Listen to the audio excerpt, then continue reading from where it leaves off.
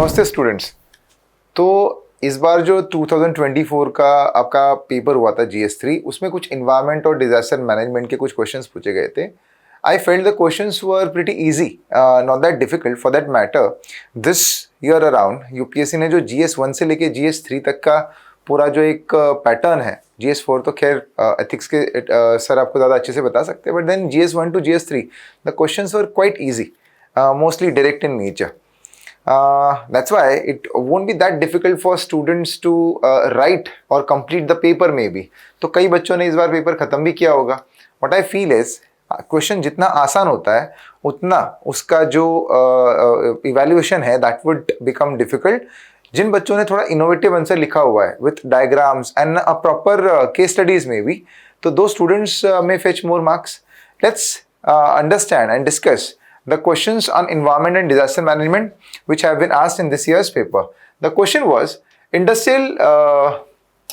this industrial pollution of river water is a significant environmental issue. So basically industrial pollution, this river water and environmental issue in India. Discuss the various mitigation measures, ये एक पहला keyword, to deal with this problem and also government initiative. तो भाई mitigation measures और government initiative, ये दो aspect पे हमें लिखना है. तो हमने पूछा है कि भाई इंडस्ट्रियल पोल्यूशन जो रिवर वाटर में that plays very important role, तो that is very nuancing problem we have.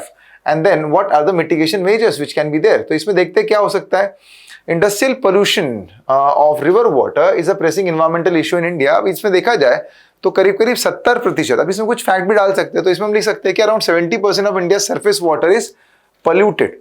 Bharat का सरफेस वाटर जो भी उसमें 70% पानी जो है पोल्यूटेड है, and in that industrial pollution plays the major role. This shows the gravity of the situation. कभी भी आप जब एक इंट्रोडक्शन लिखते हो तो उसमें it's better that you write some fact in order to justify what you are saying, rather than just saying that the surface water which is being released, the industrial pollution plays very important role in it, in polluting the rivers and all.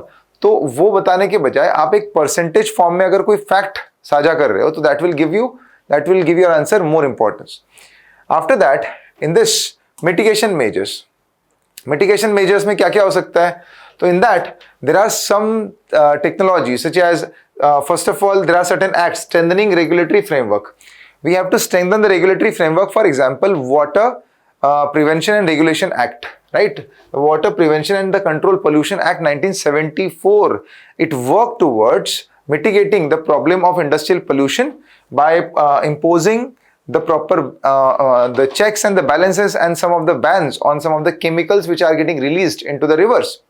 जिसके लिए एक board भी बनाया हुआ है. उस board का नाम है central and the state pollution control boards. Enhanced enforcement of this regulation is vital. जैसे सुप्रीम कोर्ट ने एक जजमेंट दिया था in Indian Council of Enviro Legal Action versus Union of India in 1996, emphasized the need of compliance among the industries leading to stricter penalties. अब ये एक है जो उसमें मेजर लिया गया है. This can be the mitigation measures. The problem is of implementation. इसके बाद आता है effluent treatment plants. कई बार नदियों में छोड़ने से पहले we have to treat the effluent efficiently so that we'll be able to send only that particular water of the sewage which won't cause the harm to the biotic environment which is staying in the river and even the sanctity of the river as well. So case studies from Gujarat shows that industries investing in ETP not only comply with the regulatory standards but they have also helped in improving the overall quality of the river in Narmada. Along with that, zero liquid discharge की बात करते हैं. So when we talk about the zero liquid discharge over here, encouraging industries to adopt ZLD system to ensure no liquid waste is discharged into the river. How do we do that? By digging some pits or something which will dump the sewage water into that particular pit rather than throwing it into the river. That is one aspect. Or regular collective mechanism can also be there with the help of which you can treat or you can put that water somewhere else by creating larger ponds and all, and along with that treating those ponds on a regular basis. तो ऐसे कुछ कर सकते हैं. So these are some of the solutions. zero liquid discharge कहते हैं. Public awareness and community participation. अब देखो industrial pollution is also a kind of silent disaster in making. तो इसी वजह से it becomes very important to apply some of the norms in which community based management becomes very important. जो public वहां पर रहती है आसपास, the people are living over there, the community who is living over there, उन लोगों को उस रीजन के बारे में जानकारी ज्यादा बेहतर होती है कि which part of the river is getting polluted more, which part need to be conserved, how to conserve, what can be the local solutions. That's why it's very important that the public should become part of the conservation measures. Now see, government initiatives in this regard क्या है? Namami Gange programme हम सबको पता है. इसी के साथ साथ स्वच्छ भारत मिशन. स्वच्छ Bharat mission is an indirect initiative. उसमें क्या है कि it's been promoted that we should clean our environment, our nearby region, because at the end of the day, जो हम किसी सिटी में किसी रोड रास्ते पे जो कचरा फैलाते हैं, that entire garbage goes into the river ultimately, and through river it goes into the ocean. तो अगर हम लोग जहां पर वो फैलता है रास्तों पे, घरों में, अलग अलग जगहों पर, if we prohibit ourselves from throwing those garbage on the roads, then ultimately the rivers will get protected. तो ये एक indirect mission की तरह है. National River Conservation Plan, that is also one of the plan government has initiated, and international cooperation is also there, जिसमें Paris Agreement आ गया for sustainable practices and all. So these are the points which you could have written. Let's start with the another one. Next question is, what role do environmental NGO and activists NGO and activists play in influencing the environmental impact assessment outcomes for major projects in India? अब इसमें 4 examples की बात करी हुई है. So you have to put 4 examples over here to show कि environmental impact assessment को streamline तरीके से implement करने के लिए इन NGOs या activists का क्या रोल है. तो ये बताने के लिए आपको example देके बताना है. तो आप सबसे पहले environmental NGO, 2 तरीके से इसका इंट्रोडक्शन लिख सकते हैं. You can write about EIA right away, that EIA is how important is EIA for the environmental protection, और you can also write that what is the overall importance of the checks and balances which has been put by these activists and the NGOs on the government before starting any new project. Because at the end of the day, starting a new project in any region and performing EIA, it's all part of the capitalistic tendencies where the money has to get raised. पैसे कमाने के लिए industries वगैरह जो होती है वो शुरू करती है ये. तो प्रॉब्लम ये होती है कि in most of the cases they don't even pay proper attention to the various basic nuances of environmental impact assessment. तो इस केस में एनवायरमेंटल एनजीओज और एक्टिविस्ट जो है उनका रोल ज्यादा इंपॉर्टेंट हो जाता है. तो रोल क्या है इसका? Advocacy and awareness raising. लोगों के अंदर, लोगों की जो पब्लिक है वहां के आसपास की, उनमें एक अवेयरनेस फैलाने के लिए उन एक्टिविस्ट का रोल इंपॉर्टेंट है. इसी के साथ साथ उन एक्टिविस्ट का रोल कहां पर इंपॉर्टेंट है कि उसकी एडवोकेसी करना, पब्लिक से गवर्नमेंट तक कनेक्ट करने का जो एक मीडिएटर का काम है वो भी वही करते हैं. मॉनिटरिंग एंड द इवैल्यूएशन, एक रेगुलर बेसिस पे जो इन्वायरमेंटल इम्पैक्ट असेसमेंट के नॉर्म्स है वो फॉलो हुए कि नहीं है. For example, whether the government has talked with the local people over there, whether they have taken enough consent with the people who are living over there. तो these things are also there. Legal action and the litigation, एक legal action and litigation team जो होती है, that is also can happen with the help of activists and NGOs. And along with that, collaborative engagement and the partnership with the government as well. It's not just with the local population, but also with the government. The collaborative engagements can be done. तो examples क्या क्या है इसका? एक तो नर्मदा बचाओ आंदोलन. नर्मदा बचाओ आंदोलन हम सबको पता है कि काफी इट्स क्वाइट फेमस, राइट? तो दिस नर्मदा बचाओ आंदोलन इनिशिएटेड इन लेट 1980s, है ना? Late 1980s, one of the most prominent and iconic dam saving project. Dam saving के बजाय the dam project in India, जिसमें नर्मदा नदी के biological, it's not dam, it was not a dam saving project, it was against the dam actually, because the construction of the dam, the biological environment over there was getting disturbed. तो इसी वजह से एक नर्मदा बचाओ आंदोलन था. NBA successfully raised concerns about the dam's ecological and social impacts, emphasizing the displacement of the indigenous communities. Supreme Court ने 2000 में इसका एक संज्ञान भी लिया था, and then they have said that this आंदोलन इज इंपॉर्टेंट. इसी के साथ साथ save Loktak lake movement. Save Loktak lake movement Manipur में हुआ था। तो हाइड्रो इलेक्ट्रिक प्रोजेक्ट जो था, Loktak hydro electric project in the Manipur, it was happening on the Loktak lake. See, Loktak Lake is known for its national park. It's one of the hotspot, like Ramsar site है वो एक, rather than saying hotspot, it's a Ramsar site which is categorized under Montreux record. अब आपको पता है कि जो Montreux record में categorize किया जाता है, it is considered as ecologically degraded or the too much of human influence has occurred over there. तो Keibul Lamjao national park over there has faced lot of issues. तो इसीलिए the Loktak hydroelectric project in Manipur, activists highlighted how project led to significant biodiversity loss first of all, and it has affected local fishing communities over there as well. ठीक है, इसी के साथ साथ हम लोग इसमें Greenpeace India and the Kudankulam nuclear power project, इसके बारे में बात कर सकते थे। न्यूक्लियर पावर प्रोजेक्ट जो कुडंकुलम में होने वाला था, उसमें Greenpeace as an NGO has played very important role, a keystone role for making people aware about the side effects caused by the nuclear power plant over there, and even forcing government to stall the project for significantly longer time and to engage in dialogue with the people. Along with that, Silent Valley National Park movement. In 1980s, it proposed hydroelectric project in Kerala's Silent Valley National Park. Now it has faced large scale opposition from the various quarters, so that is also one of the famous incidents which we can mention over here. इसके अलावा अगला question है, what is disaster resilience? What is disaster resilience? How is it determined?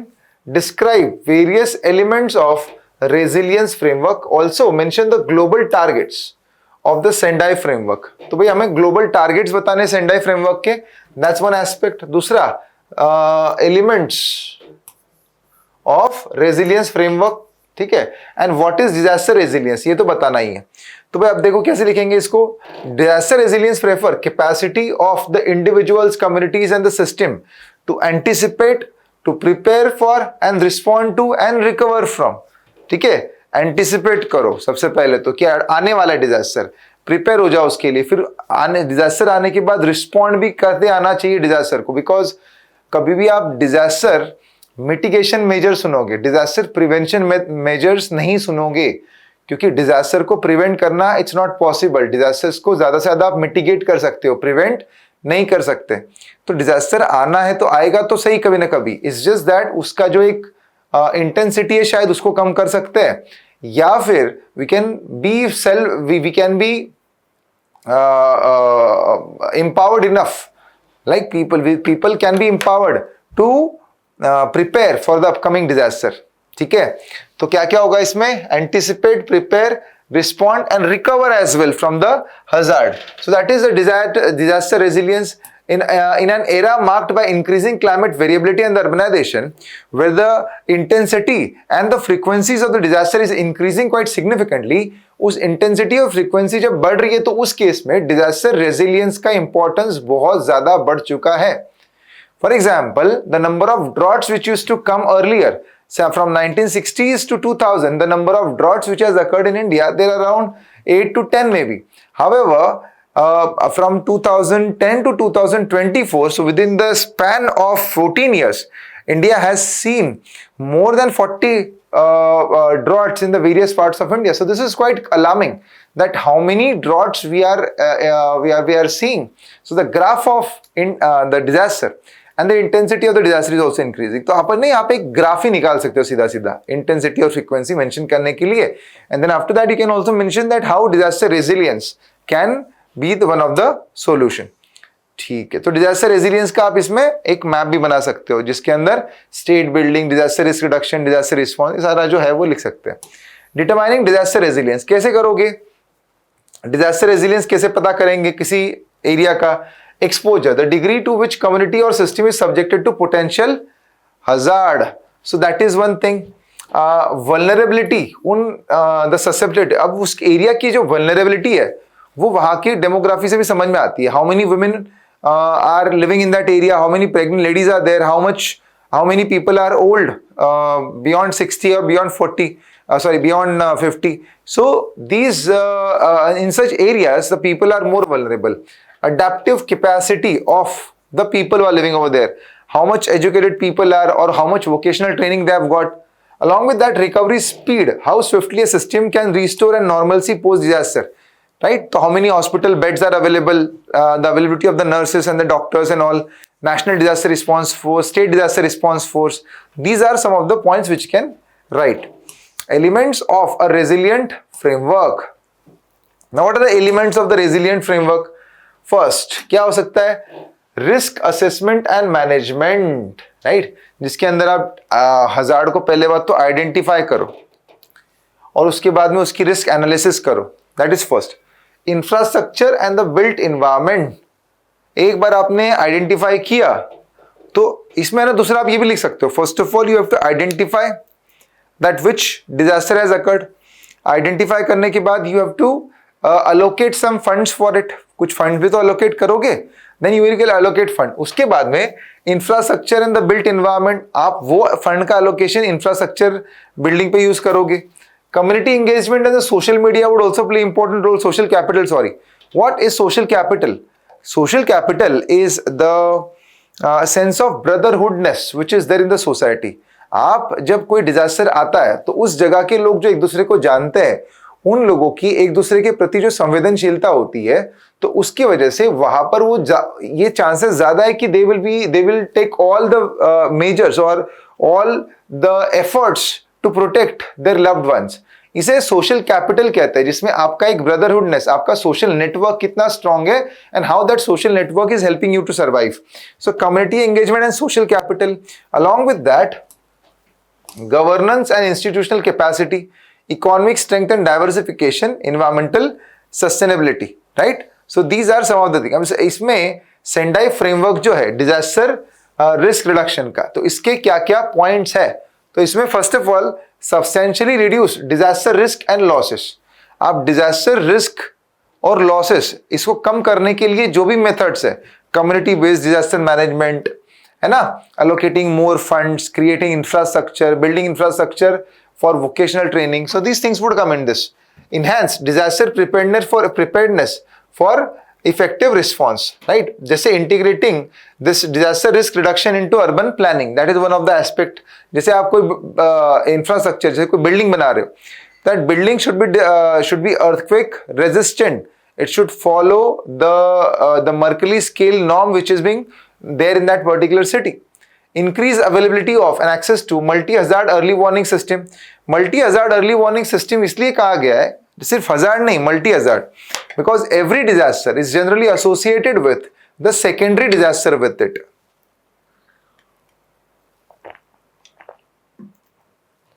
कभी अगर कोई flood आया किसी जगह पर, है ना, तो flood can also result in to landslide, isn't it? तो बेसिकली कोई डिजास्टर आता है, सुनामी आएगा तो सुनामी फ्लड भी लाएगा नहीं. इसी के साथ साथ you would see that tsunami would also cause other various disasters such as short circuits, है ना, इन द रीजन. उस शॉर्ट सर्किट्स की वजह से बिल्डिंग्स में आग लगना वगैरह. तो कोई भी डिजास्टर आता है तो that disaster is generally associated with the secondary disaster and that is the reason because of which you need to write this multi hazard early warning system. ठीक है, तो accessibility and effectiveness of early warning system and dissemination of risk information. इसी के साथ साथ substantially increase the availability of an access to disaster risk information, strengthen disaster risk governance and manage disaster risk over here. Increase the availability of the access to disaster information. आपने देखा होगा Bhopal gas tragedy हुई थी, तो उस वक्त कई सारे लोगों को उस जगह पर यह भी नहीं पता था कि उस पे वहां पर कौन सी गैस और क्या है, वहां पर क्या प्रिकॉशनरी मेजर्स लेने चाहिए. नहीं, चेरनोबिल डिजास्टर में भी यही हुआ था. What happens is whenever any, let's say some industry is there which is quite susceptible to disaster, जो जहां पर कोई केमिकल ऐसा रखा हो जिस वजह से लोग मर सकते हैं, तो in that case the local people who are living over there, they should know the various evacuation plans, they should know the protective measures, their vocational training need to be conducted by that industry itself. तो ये चीजें जो है ये काफी readily होनी चाहिए. ठीक है. Next, flooding in the urban areas is an emerging climate induced disaster. Discuss the causes of this disaster.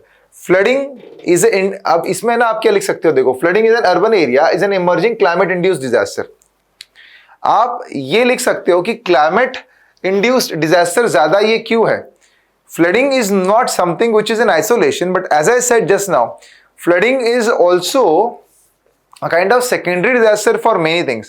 For example, in the coastal areas, जो तटीय क्षेत्र होता है वहां पर बहुत ज्यादा लाइक सुनामी के भी प्रॉब्लम्स होते हैं, सुनामी की वजह से भी फ्लड आ सकता है, या फिर वहां पर नदी का पानी फैलने की वजह से भी सुनामी फ्लड आ सकता है.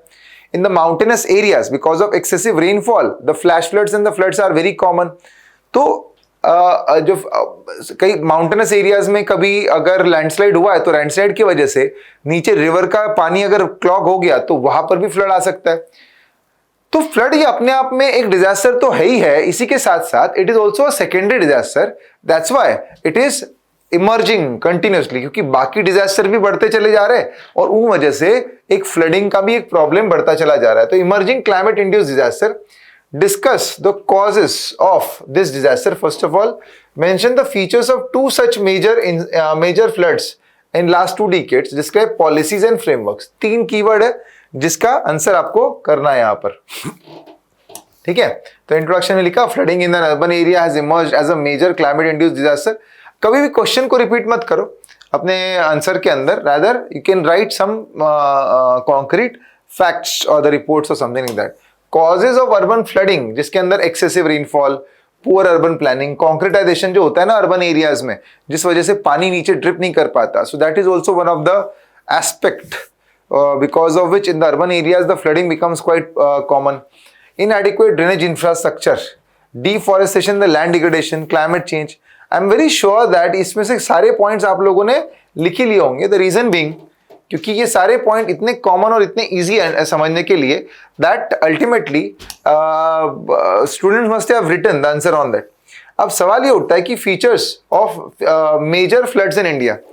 मेजर फ्लड्स क्या आए होंगे आप इसमें अगर हो लिख सको तो उत्तराखंड फ्लड लिख सकते हो और बॉम्बे फ्लड लिख सकते हो, which majority of you must be familiar with. Uttarkashi flood आया था ये इसलिए आया था क्योंकि क्लाउड बस्ट हुआ था. क्लाउड बस्ट जो हुआ वहां पर, because of that the flood has occurred. However वो एक मैन इंड्यूस्ड डिजास्टर भी इसलिए कहा जा सकता है उसको, क्योंकि जब क्लाउड बस्ट हुआ था तो ऊपर जो लेक थे जिनको रेगुलर तरीके से गवर्नमेंट ने उनको डीग्लेशिएट करके या उनका पानी निकाल लेना चाहिए था धीरे धीरे, that has not occurred. We have not paid enough attention to various glacial lakes which has formed at the top of the mountain. So when the rainfall has occurred, those lakes got flooded. उनके बांध टूट गए और उसके बाद में वो lake cloud burst के पानी के साथ नीचे आ गया जिस वजह से फ्लड हुआ. So that one of the incidents we have. Along with that, जो बॉम्बे है, बॉम्बे में मिठी रिवर जो है, मिठी रिवर का एयरपोर्ट बनाने के चक्कर में कई बार जो उसका रूट है, that route has been changed. उस रूट को चेंज किया गया है. Because that route has changed frequently, तो इस वजह से the river has caused flood in the nearby areas. इसी के साथ साथ वहां पे जो बांद्रा वर्ली सीलिंग बनाया गया है, तो बांद्रा वर्ली सीलिंग की वजह से भी उसी मीठी रिवर का पानी जो अरेबियन सी में जाता है वो क्लॉग हो गया. तो कोस्टल एरिया पर भी मीठी रिवर ने वहां पर फ्लड क्रिएट कर दिया. So these are some of the major flood related things which you can write. Here we have written 2013 north Indian floods which is Uttarakhand, and 2015 Chennai floods also you can mention. You can also mention the floods which has occurred in Bangalore recently and what were the policy flaws which were there in it. Policies and framework in India addressing the urban floods. National Disaster Management Authority, तो we all know this is there. National Disaster Response Force आती है उसके अंदर, right? तो this National Disaster Response Force, State Disaster Response Force. Then we have National Reserves, National Institute of Disaster Management. I'm very pretty sure over here कि ये सारा important aspect जो है कि what are all organizations we have to protect people in the various regions for floods, that is something which you must be knowing. But जो incidences लिखना है ना उनको थोड़ा elaborative लिखना, so that and along with that the proper diagram as well, so that will fetch you more marks. So this is it. These are the questions which has been asked this year from environment and disaster management. अगली बार अगले session के साथ मिलेंगे. Thank you, धन्यवाद.